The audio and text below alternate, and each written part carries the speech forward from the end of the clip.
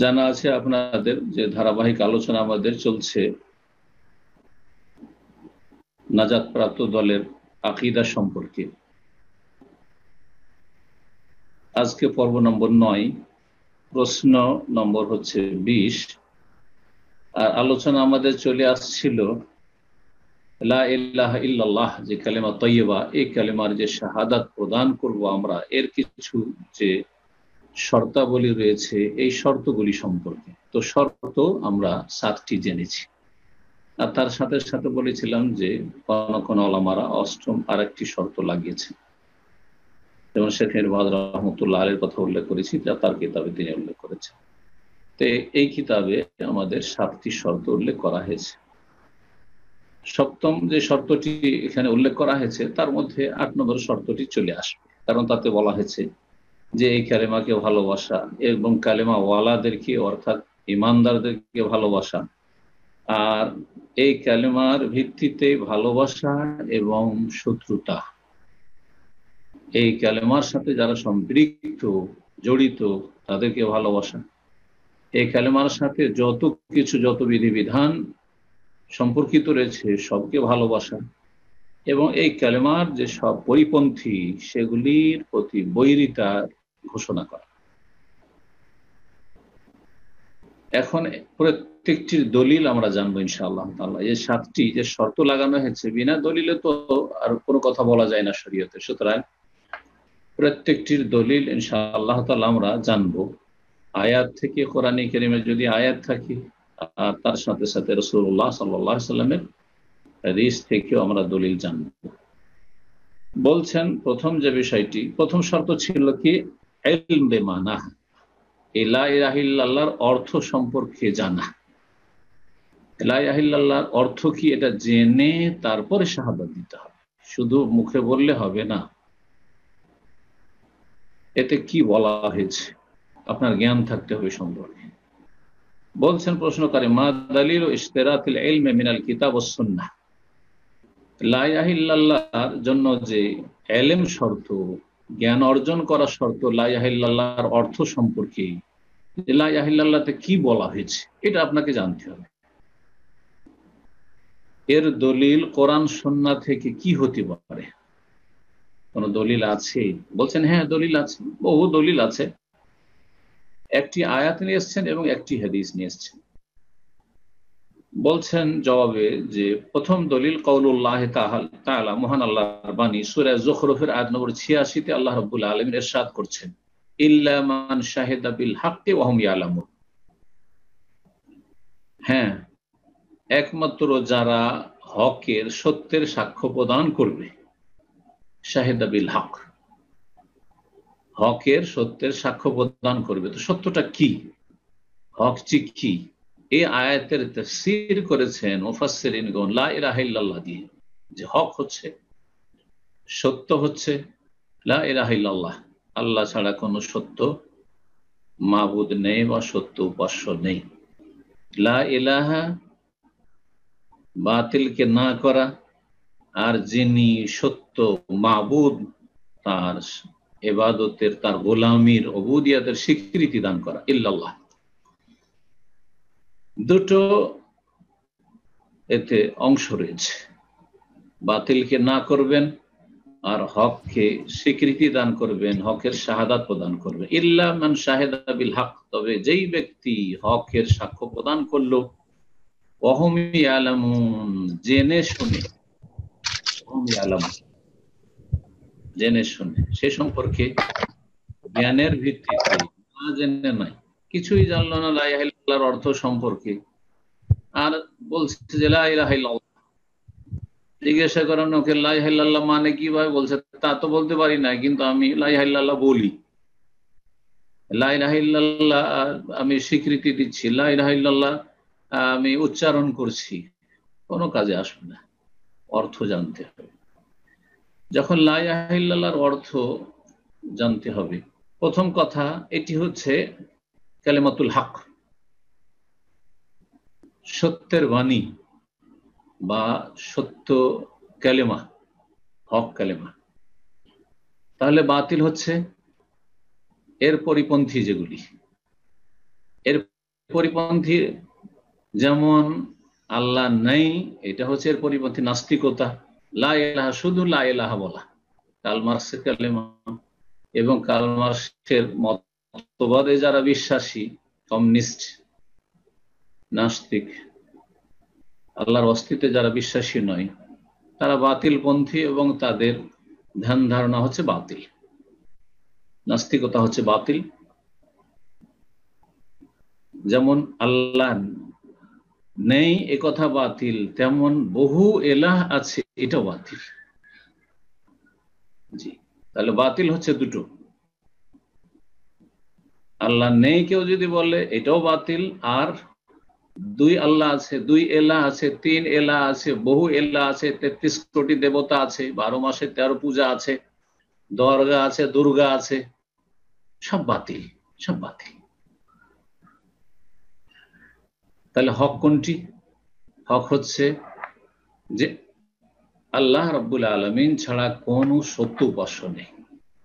আল্লাহ ছাড়া কারো সম্পর্কে কেউ যদি বলে যে সে উপাস্য, জিন হোক আর ফেরেশতা হোক আর নবী রাসূল হোক আর অন্য কোন সৃষ্টি হোক, গাছ হোক আর পাথর হোক, দরগা হোক আর দুর্গা হোক, কেউ যদি বলে অন্য কেউ উপাস্য, ইবাদত তাকে দেওয়া যাবে, সেজদা করা যাবে, তাহলে এই কথা হচ্ছে বাতিল। ইল্লাল্লাহ, একমাত্র আল্লাহর ইবাদত হচ্ছে হক। আল্লাহর ইবাদত হচ্ছে হক। যালিকা বিআন্নাল্লাহু ওয়াল হক, এই আয়াতগুলি গত আলোচনাতে বলেছি, সূরা হজের এবং সূরা লুকমানের। তো লা ইলাহা ইল্লাল্লাহ এটি হচ্ছে হকের কালেমা। আর বাতিল যেমনটা বললাম, নাস্তিকতাও বাতিল, আর বহুত্ববাদও বাতিল, আর একত্ব হচ্ছে হক। ওয়াহুম ইয়ালামুন, জেনে শুনে সাক্ষী দিতে হবে, আল্লাহ বলছেন ওয়াহুম ইয়ালামুন, ইলমের ভিত্তিতে, অর্থাৎ তাদের অন্তর থেকে তারা সাক্ষী দেবে ওই কথাগুলির, ওই অর্থগুলির যেগুলি মুখে উচ্চারণ করেছে। যেই কথাগুলি মুখে উচ্চারণ করেছে, অর্থাৎ লা ইলাহা ইল্লাল্লাহ, সেই কথাগুলির অর্থ জেনে তারা সাক্ষ্য প্রদান করবে, না জেনে নয়। এটি তো কোরআনে কারীমের আয়াত হলো, ইল্লা মান শাহিদা বিল হাক্কি ওয়া হুম ইয়ালামুন। আর হাদিস, সহিহ মুসলিমের হাদিস, উসমান রাদিয়াল্লাহু তাআলা আনহু থেকে বর্ণিত, নবী করিম সাল্লাল্লাহু আলাইহি ওয়াসাল্লাম বলেন, মান মাতা ওয়া হুয়া ইয়ালামু আন্নাহু লা ইলাহা ইল্লাল্লাহ দাখালা জান্নাহ। যে ব্যক্তি মৃত্যুবরণ করলো এই অবস্থায় যে সে জানে, ওয়া হুয়া ইয়ালামু, সে জানে, তার কাছে ইলম আছে, জ্ঞান আছে, কি বিষয়ে? আল্লাহ ইলাহা ইল্লাল্লাহ, যে আল্লাহ ছাড়া কোনো সত্য মাবুদ নেই, দাখালা জান্নাহ, তাহলে সে জান্নাত প্রবেশ করবে, সে জান্নাতে প্রবেশ করবে। তাহলে এই হাদিস স্পষ্ট করে দিল যে লা ইলাহা ইল্লাল্লাহ শুধু বললে হবে না, বরং লা ইলাহা ইল্লাল্লাহ সম্পর্কে জানতে হবে। যেমন বাক্যটি জানতে হবে, তেমন বাক্যের অর্থ জানতে হবে, যে এই কালেমাতে লা ইলাহা ইল্লাল্লাহ, এই বাক্যে কি বলা হয়েছে, এর অর্থ কি, এর দাবি কি, এই কালেমা কি চায়, এই কালেমার প্রতিফলন কি আমার জীবনে, জানতে হবে। এই হাদিসে বলা হয়েছে ওয়া হুয়া ইয়ালামু, জানলো যে লা ইলাহা ইল্লাল্লাহ, তাহলে জানতে হবে, কিন্তু শুধু জানা যথেষ্ট না। অর্থাৎ কারো নলেজ আছে লা ইলাহা ইল্লাল্লাহ সম্পর্কে, লা ইলাহা অর্থ সম্পর্কে, অর্থও জানা আছে, লা ইলাহা কালেমাও জানা আছে, কিন্তু মুখে উচ্চারণ করে না, শাহাদাত দেয় না, সাক্ষ্য প্রদান করে না, যথেষ্ট নয়। এই জন্য অন্য হাদিসে কি রয়েছে, মান কালা লা ইলাহা ইল্লাল্লাহ দাখালা জান্নাহ, যে ব্যক্তি বলল, অর্থাৎ স্বীকৃতি দান করল, অন্তর থেকে বিশ্বাস করে স্বীকৃতি দান করল লা ইলাহা ইল্লাল্লাহ, যে আল্লাহ ছাড়া কোনো সত্য মাবুদ নেই, সে জান্নাতে প্রবেশ করবে। শুধু একটি হাদিসকে সামনে রাখলে হবে না, বিভিন্ন বাক্যগুলি যে এসছে সামান্য পার্থক্যের সাথে, এগুলোতে অনেক কিছু বুঝার আছে। ইয়ালামও আপনার নলেজ হইল এই হাদিসে। আর অন্য হাদিস রয়েছে মান কালা, যে লা ইলাহা ইল্লাল্লাহ বলল। তৃতীয় হাদিস আছে যে আল ইসলাম আন তাশহাদা আল্লা ইলাহা ইল্লাল্লাহ, সাক্ষ্য প্রদান করবে, সাক্ষী দিতে হবে। আপনি সাক্ষী, আপনি ঘোষণা করবেন লা ইলাহা ইল্লাল্লাহ, আল্লাহ ছাড়া কোনো সত্য মাবুদ নেই। তাহলে শুধু মুখে মন্ত্রের মতো বললে হবে না, অর্থ জানতে হবে, মুখে বলতে হবে, মানে স্বীকৃতি দিয়ে, আর সেটা বলতে অন্তরের দৃঢ় বিশ্বাসের সাথে যা দ্বিতীয় শর্ত তার দলিল আসছে, কারণ হাদিসে রয়েছে যে অন্তরের ইয়াকিনের সাথে যেন বলে, বিশ্বাসের সাথে যেন বলে। সন্দেহ অন্তরে, দ্বিধাদ্বন্দ্বে রয়েছে, হতে পারে না হতে পারে, আর বলছে, কোনো কাজে আসবে না। এই জন্য মুনাফিকদেরকে আল্লাহ রাব্বুল আলামিন জঘন্য কাফের বলে আখ্যায়িত করেছেন, যারা আকীদার মুনাফিক, কারণ তারা সন্দিহান ছিল আল্লাহ রাব্বুল আলামিন তাওহীদ সম্পর্কে, আল্লাহর দ্বীন সম্পর্কে, আখিরাত সম্পর্কে, রাসূল সাল্লাল্লাহু আলাইহি ওয়াসাল্লাম সম্পর্কে। তো এই হাদিস হচ্ছে সহিহ মুসলিমের হাদিস, যে হাদিসটি এখানে আমাদের সামনে এসেছে, যাতে ইলমের কথা রয়েছে।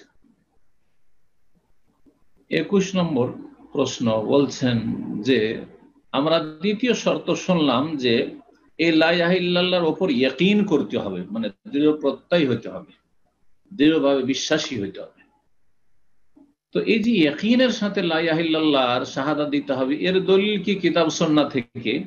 মা দালিল ইশতিরাতিল ইয়াকিন মিনাল কিতাব ওয়াস সুন্নাহ, কোরআন সুন্নাহ থেকে ইয়াকিনে যে শর্ত লাগিয়েছেন এর দলিল কি? বলছেন যে আয়াত নেন সূরা হুজুরাতের আয়াত নম্বর 15। আল্লাহ বলছেন, ইন্নামাল মুমিনুনা আল্লাযীনা আমানু বিল্লাহি ওয়া রাসূলিহি সুম্মা লাম ইয়ারতাবু ওয়া জাহাদু বিআমওয়ালিহিম ওয়া আনফুসিহিম ফি সাবিলিল্লাহ উলাইকা হুমুস সাদিকুন। মহান আল্লাহ বলছেন, নিশ্চয়ই সত্যিকার অর্থে মুমিন ওই সব লোকেরা, আল্লাযীনা আমানু বিল্লাহি ওয়া রাসূলিহি, যারা আল্লাহ এবং তার রাসূল সাল্লাল্লাহু আলাইহি ওয়াসাল্লামের প্রতি ঈমান নিয়ে এসেছে, বিশ্বাস স্থাপন করেছে। সুম্মা লাম ইয়ারতাবু, তারপরে তাতে কোন রকমের সন্দেহ করেনি। এই যে সন্দেহ করেন, ঈমান নিয়ে এসেছে, সন্দেহ করেন, তাহলে এমন ঈমান হইতে হবে যে ঈমানে কোন রকমের সন্দেহ না থাকে। তো সন্দেহ মুক্ত যখন, তাহলে ইয়াকিন রয়েছে, জি, দৃঢ় প্রত্যয় রয়েছে। এই ইয়াকিনের দলিল পাওয়া গেল যে কোনো যেন সন্দেহ তার অন্তরে না থাকে।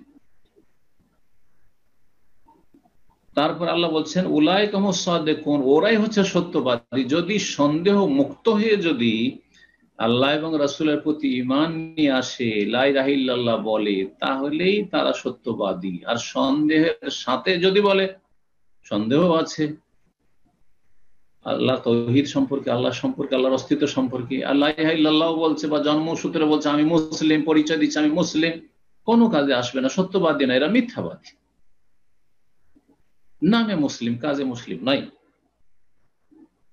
তো আয়াত হয়ে গেল দলিল। নবী করিম সাল্লাল্লাহু আলাইহি ওয়াসাল্লামের হাদিস, আরেকটি হাদিস দলিল শোনেন। বলছেন নবী করিম সাল্লাল্লাহু আলাইহি ওয়াসাল্লাম যে আশহাদু আল্লা ইলাহা ইল্লাল্লাহ ওয়া আন্নী রাসূলুল্লাহ, সাক্ষ্য প্রদান করছি যে আল্লাহ ছাড়া কোনো সত্য মাবুদ নেই এবং আমি আল্লাহর রাসূল।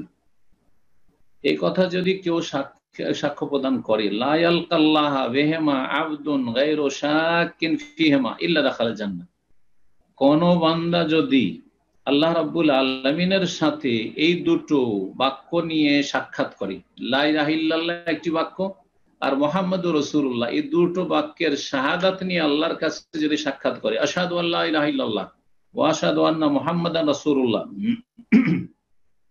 গায়রা শাক্কিন ফি, তাতে যেন কোনো সন্দেহ না থাকে। তাহলে সন্দেহ থাকলে কাজে আসবে না এই সাক্ষী। এই দুটো কলেমা নিয়ে আল্লাহর সামনে হাজির হলেন বিচার দিবসে, কিন্তু সন্দেহ ছিল কর্মজগতে, দুনিয়াতে, তাহলে কোনো কাজে আসবে না। গায়রা শাক্কিন ফিহিমা, এই দুটো কথা যে বলছে তাতে যেন তার অন্তরে কোন রকমের সন্দেহ না থাকে, ইল্লা দাখালা জান্নাত, তাহলে সে অবশ্যই জান্নাতে যাবে, তাহলে সে জান্নাতে যাবে। এই হাদিস সহিহ মুসলিমের হাদিস, আবু হুরায়রা রাদিয়াল্লাহু তাআলা আনহু থেকে বর্ণিত। তৃতীয় হাদিস বা দ্বিতীয় হাদিস, তৃতীয় দলিল একটি আয়াত আর তারপরে এই হাদিস। আর তারপরে বলছেন, আবু হুরায়রা রাদিয়াল্লাহু তাআলা আনহুকে একবার রাসূলুল্লাহ সাল্লাল্লাহু আলাইহি ওয়াসাল্লাম এক বাগানে ছিলেন, আর বাগান, আরব দেশের বাগানগুলি তখন ছিল, এখনো বাগান যে এখানে ফার্মগুলি আছে সব ঘেরা থাকে, প্রাচীর দেওয়া, তখন সেই যুগ থেকেই বাগান প্রাচীর দিয়ে ঘেরা থাকতো। রাসূলুল্লাহ সাল্লাল্লাহু আলাইহি ওয়াসাল্লাম সে বাগানের ভিতরে, আর সেই প্রাচীর যে দরজা রয়েছে সে বন্ধ। রাসূলুল্লাহ সাল্লাল্লাহু আলাইহি ওয়াসাল্লাম বললেন আবু হুরায়রাকে যে মাল্লাকিতা ওয়ারা হাযাল হাইত, এই দেয়ালের পেছনে বাইরে যার সাথে তোমার সাক্ষাৎ হোক, এমন ব্যক্তি আশহাদু আল্লা ইলাহা ইল্লাল্লাহ, যে সাক্ষ্য প্রদান করবে যে আল্লাহ ছাড়া কোনো সত্য মাবুদ নেই, মুস্তাইকিনান বিহা কলবুহু, তার অন্তর যেন এই কালেমার প্রতি ইয়াকিন রাখে, এই কালেমার প্রতি যেন দৃঢ় বিশ্বাস রাখে। ফাবাশশিরহু বিল জান্নাহ, তাহলে তাকে জান্নাতের সুসংবাদ দিয়ে দাও। তাহলে জান্নাতের সুসংবাদ কার জন্য? যেই ব্যক্তি লা ইলাহা ইল্লাল্লাহর সাক্ষ্য প্রদান করবে, মুস্তাইকিনান বিহা কলবুহু, যেন তার অন্তরে তার উপর, এই কালেমার উপর ইয়াকিন থাকে, দৃঢ় বিশ্বাস থাকে। এটিও সহিহ মুসলিমের হাদিস, আবু হুরায়রা রাদিয়াল্লাহু তাআলা আনহু থেকে বর্ণিত লম্বা হাদিসের একটা অংশ। 22 নম্বর প্রশ্ন, তৃতীয় যে শর্তটি ছিল সেটি কি ছিল? সেটা ছিল অনুগত হওয়া। আমরা শর্তে পড়েছিলাম, প্রথম শর্ত হচ্ছে লা ইলাহা ইল্লাল্লাহ সম্পর্কে জ্ঞান অর্জন করা, দ্বিতীয় শর্ত হচ্ছে অন্তরের দৃঢ় বিশ্বাস ইয়াকিনের সাথে লা ইলাহা ইল্লাল্লাহ বলা, তৃতীয় ছিল আল ইনকিয়াদ লাহা যাহিরান ওয়া বাতিনান, বাহ্যিক আর আভ্যন্তরীণ দিক থেকে অনুগত হওয়া। বাহ্যিক অঙ্গ প্রত্যঙ্গ এই লা ইলাহা ইল্লাল্লাহর সামনে অনুগত, শির নত করবে, এবং অন্তর ভিতর, জি, হৃদয় অনুগত হবে লা ইলাহা ইল্লাল্লাহর সামনে, যে আল্লাহ ছাড়া কোনো সত্য মাবুদ নেই। যে এই কালেমার অনুগত হইতে হবে, এর দলিল কি? বলছেন দলিল মহান আল্লাহর বাণী সূরা লোকমানের আয়াত নম্বর 22। মহান আল্লাহ ইরশাদ করছেন, ওয়ামাই ইউসলিম ওয়াজহাহু লিল্লাহি ওয়া হুয়া মুহসিন, যেই ব্যক্তি আল্লাহর সামনে তার চেহারাকে ঝুঁকিয়ে দিল, আসলামা, বা যেই ব্যক্তি আত্মসমর্পণ করল, যে ব্যক্তি আল্লাহর সামনে আত্মসমর্পণ করল, তার মানে সেই ব্যক্তি ইখলাসের সাথে ঈমান নিয়ে আসলো, শিরক মুক্ত হতে পারল, যেটি আমল কবুলের প্রথম শর্ত, ইখলাস। এই আয়াতটি আমল কবুলের যে দুটো শর্ত তারও দলিল। একটি আয়াত একাধিক বিষয়ের দলিল হতে পারে, যেমন এখানে দলিল হিসেবে পেশ করা হয়েছে কিসের? যে লা ইলাহা ইল্লাল্লাহর অনুগত হইতে হবে, এটা যে একটা শর্ত কালিমা তাইয়্যিবার বা লা ইলাহা ইল্লাল্লাহর, তার যেমন দলিল তেমনি আমল কবুলের দুটো শর্ত, একটা হচ্ছে ইখলাস, একটা হচ্ছে রাসূলুল্লাহ সাল্লাল্লাহু আলাইহি ওয়াসাল্লামের সুন্নাহর অনুকূলে হওয়া আমল বা সুন্নাহ সম্মত হওয়া। তো প্রথম, ওয়ামা ইউসলিম ওয়াজহাহু লিল্লাহ, যেই ব্যক্তি আল্লাহর সামনে চেহারাকে নত করে দিল, আত্মসমর্পণ করল, তার মানে ইখলাস যার মধ্যে পাওয়া গেল, শিরক মুক্ত।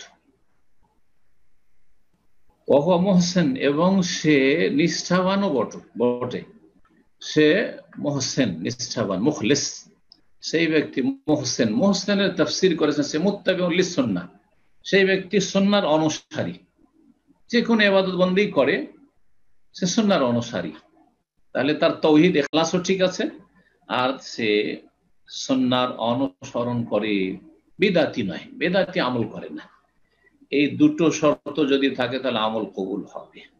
যে ব্যক্তি আল্লাহর সামনে মাথা ঝুঁকিয়ে দিল বা চেহারা ঝুঁকিয়ে দিল, ওয়া হুয়া মুহসিন, আর সেই ব্যক্তি নিষ্ঠাবান, তার সাথে সাথে ফাকাদ ইসতামসাকা বিল উরওয়াতিল উসকা, তাহলে সেই ব্যক্তি আঁকড়ে ধরলো বা মজবুত করে ধারণ করলো বিল উরওয়াতিল উসকা, শক্ত হাতল, শক্ত হাতলকে আঁকড়ে ধরল, যেই হাতল ছিঁড়ে যায় না বা ভেঙে যায় না। তো এই আয়াত থেকে কি বোঝা গেল? যে অনুগত হইতে হবে, আল্লাহর সামনে শির নত করে দেওয়া, এটি হচ্ছে লা ইলাহা ইল্লাল্লাহর সামনে ঝুঁকে যাওয়া, লা ইলাহা ইল্লাল্লাহকে মেনে নেওয়া। জি হ্যাঁ, আর তার সাথে সাথে রাসূলুল্লাহ সাল্লাল্লাহু আলাইহি ওয়াসাল্লাম যেহেতু লা ইলাহা ইল্লাল্লাহর ব্যাখ্যা নিয়ে এসেছেন কেমন ভাবে ইবাদত বন্দেগী করতে হবে, সুতরাং রাসূলুল্লাহ সাল্লাল্লাহু আলাইহি ওয়াসাল্লামের অনুসরণ করে ইবাদত বন্দেগী করা। হাদিস, নবী সাল্লাল্লাহু আলাইহি ওয়াসাল্লাম বলেছেন, লা ইউমিনু আহাদুকুম, তোমাদের কোন ব্যক্তি সত্যিকার মুমিন হতে পারবে না, ঈমানদার হতে পারবে না, হাত্তা ইয়াকুনা হাওয়াহু তাবআন লিমা জিতু বিহি, যতক্ষণ পর্যন্ত তার প্রবৃত্তি আমার আনিত বিধানের অনুসারী না হয়ে যাবে। রাসূলুল্লাহ সাল্লাল্লাহু আলাইহি ওয়াসাল্লাম বলছেন যে আমি যে বিধান নিয়ে এসেছি সেই বিধানের যতক্ষণ পর্যন্ত মানুষের মন, প্রবৃত্তি তাবাআন, অনুসারী না হয়ে যাবে, ততক্ষণ সত্যিকার মুমিন হতে পারবে না। তাহলে রাসূলুল্লাহ সাল্লাল্লাহু আলাইহি ওয়াসাল্লামের আনিত বিধানের অনুসারী হয়ে যাওয়াই হচ্ছে কি ইনকিয়াদ, মানে অনুগত হয়ে যাওয়া। আল্লাহ রাব্বুল আলামিনের সামনে ইবাদত বন্দেগীর মাধ্যমে আদেশ নিষেধ পালন করব তার, এর মাধ্যমে অনুগত হয়ে যাওয়া, আর রাসূলুল্লাহ সাল্লাল্লাহু আলাইহি সাল্লামের তরিকায় ইবাদত বন্দেগী করব। রাসূলুল্লাহ সাল্লাল্লাহু আলাইহি সাল্লামের নিয়ে আসা বিধান হচ্ছে ওহী, কোরআনে হোক অথবা সুন্নাতে হোক, দুটোই নিয়ে এসেছেন রাসূলুল্লাহ সাল্লাল্লাহু আলাইহি সাল্লাম। কোরআনে কারীম এবং সুন্নাহ হাদিস দুটোই পাঠিয়েছেন রাসূলুল্লাহ সাল্লাল্লাহু আলাইহি সাল্লামের মাধ্যমে আল্লাহ রাব্বুল আলামিন। এর সামনে কি হয়ে যেতে হবে? ঝুঁকে যেতে হবে, অর্থাৎ তাবান লিমা জিতু বিহি। এই হাদিসটি ইমাম নববী রাহমাতুল্লাহ আলাইহি 40 হাদিসে নিয়ে এসেছেন, এবং নিয়ে আসার পরে তিনি বলেছেন যে এই হাদিসটি কিতাবুল হুজ্জাতে রয়েছে। বলছেন ইমাম নববী রাহমাতুল্লাহ আলাইহি যে হাদিসুন হাসানুন সহিহ, ইমাম নববীর কাছে এই হাদিসটি হাসান সহিহ। রুইনাহু ফি কিতাবিল হুজ্জা বিইসনাদিন সহিহ, এই হাদিসটি বর্ণনা করা হয়েছে আমার কাছে সহিহ সনদে কিতাবুল হুজ্জাতে। তবে এই হাদিসটি সহিহ না জয়ীফ, এই নিয়ে মুহাদ্দিসিনদের দুটো মত রয়েছে। অনেকে হাদিসটিকে জয়ীফ বলেছেন, অনেকে হাদিসটিকে জয়ীফ, দুর্বল বলেছেন। ইবনে হাজার রাহমাতুল্লাহ আলাইহি অবশ্যই ইমাম নববীর সমর্থন করেছেন যে হাদিসটাকে যে সহিহ বলেছেন এর উপর, কিন্তু হাদিসটিকে জয়ীফ বলা হয়েছে। যদি জয়ীফ হয় হাদিসটি, অনেক বড় বড় মুহাদ্দিস হাদিসটিকে জয়ীফ বলেছেন, লম্বা আলোচনায় যাওয়ার প্রয়োজন নেই, এতটুকু জানা যথেষ্ট। তখন আমরা বলবো যে এটা তাহলে কি করে দলিল হতে পারে জয়ীফ হাদিস? তখন বলবো যে এই হাদিসের এই শব্দে যে বর্ণিত হয়েছে এই হাদিসটি জয়ীফ, কিন্তু এই হাদিসের অর্থটি কোরআনে কারীমে রয়েছে, আর রাসূলুল্লাহ সাল্লাল্লাহু আলাইহি ওয়াসাল্লাম অনেক হাদিস দ্বারা প্রমাণিত, মানে বিষয়বস্তু। অনেক সময় হাদিসের শব্দগুলি সহিহ সনদে প্রমাণিত নয়, মানে এই শব্দে এই বাক্যে, কিন্তু হাদিসের যে বিষয়বস্তু বা ভাব অর্থ সেটা কোরআনের আয়াত দ্বারা প্রমাণিত হইতে পারে, রাসূলুল্লাহ সাল্লাল্লাহু আলাইহি ওয়াসাল্লামের হাদিস দ্বারা প্রমাণিত হইতে পারে। এইরকম নজির অনেক আছে। যেমন এই বিষয়টি নেন, হাদিসটা আমরা জয়ীফ ধরলাম কারণ অনেক মুহাদ্দিসরা জয়ীফ বলেছেন, কিন্তু এই কথা কোরআনে কারীমের সূরা নিসার আয়াত নম্বর 65 তে রয়েছে। এছাড়াও অনেক আয়াত রয়েছে, কিন্তু এই আয়াতটি শুধু এখানে পেশ করি। ফালা ওয়া রাব্বিকা লা ইউমিনুন হাত্তা ইউহাক্কিমুকা ফীমা শাজারা বাইনাহুম সুম্মা লা ইয়াজিদু ফি আনফুসিহিম হারাজাম মিম্মা কাযাইতা ওয়া ইউসাল্লিমু তাসলিমা। ফালা ওয়া রাব্বিকা, শোনো হে নবী, তোমার রবের শপথ করে বলছি। আল্লাহ নিজের শপথ করেছেন এবং নবীকে সম্বোধন করে বলছেন তোমার প্রতিপালকের শপথ করছি।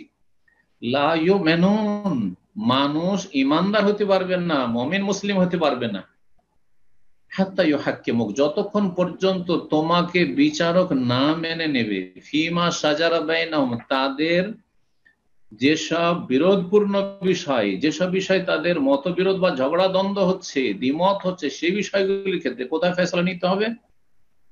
নবী করিম সাল্লাল্লাহু আলাইহি ওয়াসাল্লামের নিয়ে আসা বিধান থেকে ফয়সালা নিতে হবে। হাত্তা ইউহাক্কিমুক, যতক্ষণ পর্যন্ত তোমাকে বিচারক না মেনে নেবে, ফিমা শাজারা বাইনাহুম, ওই সমস্ত বিষয়, যাবতীয় বিষয় যা তাদের মাঝে মতবিরোধপূর্ণ।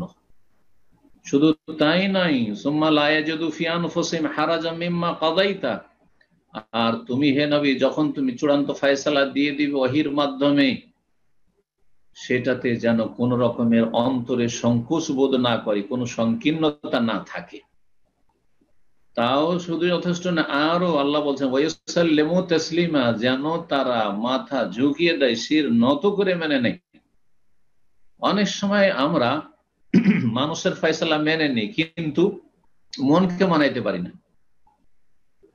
আপনার মনোগত ফয়সালা হয়নি, কিন্তু সুপ্রিম কোর্ট ফয়সালা করে দিয়েছে, আদালতের ফয়সালা হয়ে গেছে, সরকার একটা সিদ্ধান্ত দিয়ে দিয়েছে, মন খারাপ হইলেও প্রকাশ করতে পারছেন না। আইনের শ্রদ্ধাশীল, এই ভাষাগুলো যে রয়েছে, আইনের শ্রদ্ধাশীল হয়ে আমি মেনে নিচ্ছি, কিন্তু আমার মন মানছে না। দ্বীনের ক্ষেত্রে, শরীয়তের ক্ষেত্রে এটা চলবে না যে আমি একজন মুসলিম 5 ওয়াক্ত সালাত মেনে নিচ্ছি, কিন্তু আমার অন্তরে সংকোচ বোধ আছে, তাহলে মুমিন মুসলিম না? সংকোচ নেই, মেনে নিলাম, কিন্তু একবারে পুরোপুরি শির নত করে মানতে পারছি না, তাও মুমিন না। সুবহানাল্লাহ। শুধু সালাত নয়, যে কোনো বিষয়ে রাসূলুল্লাহ যা নিয়ে এসেছেন, আজকে কুরবানির, বর্তমান যে এই বছরে কুরবানির ক্ষেত্রে বহু বেদিনরা, বহু নাস্তিকরা, বহু মুনাফিক, মুসলিম সমাজের কাফেরদের ছাড়া, অমুসলিমদের ছাড়া অনেক ইসলাম বিদ্বেষী মুনাফিক, তারা এই মহামারীর সময়, এই অভাবের সময়, এই বন্যার সময় মানুষ খেতে পাচ্ছে না, আর কোরবানি দেওয়া দরকার কি? কোরবানি দিতে হবে না, মানুষকে সাদকা করে দিতে হবে। আরে কোরবানির বিধানকে উড়িয়ে দেবে। ফালামা রব্বিকা লা ইউমিনুন, তোমার রবের কসম করে বলছি, আল্লাহ বলছেন, তোমার রবের নিজের জাতের আল্লাহ কসম করছেন, সত্তার কসম করছেন, হে নবী তোমার রব আমি আল্লাহ, আমি নিজের কসম করছি, লা ইউমিনুন, কোন মানুষ ইমানদার মুমিন হতে পারবে না, মুসলিম হতে পারবে, হাত্তা ইউহাক্কিমুকা ফীমা শাজারা বাইনহুম, যে কোনো বিষয়ে যতক্ষণ পর্যন্ত তোমাকে হাকিম বিচারক না মেনে নেবে। শুধু তাই না, সুম্মা লা ইয়াজিদু ফি আনফুসিহিম হারাজাম মিম্মা কাদাইতা, যাতে করে তাদের অন্তরে কোন রকমের তোমার ফয়সালাতে সংকোচ বোধ না হয়।